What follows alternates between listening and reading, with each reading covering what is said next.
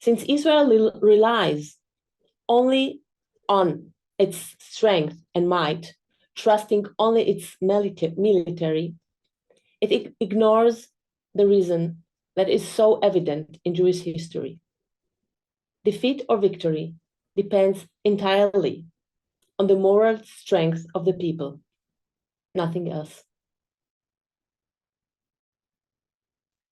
What does Hamas know that the majority of the Israel people do not know?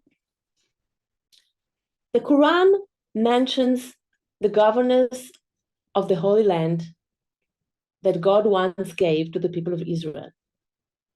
As the chosen people, they ruled it twice, and there they built 2 great temples. But because of their sins, both temples were destroyed, first by the Babylonians and next by the Romans.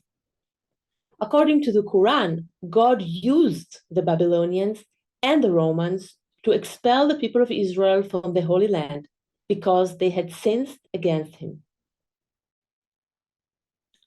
The verses end with the words in the Quran, "And if you return, we too will return."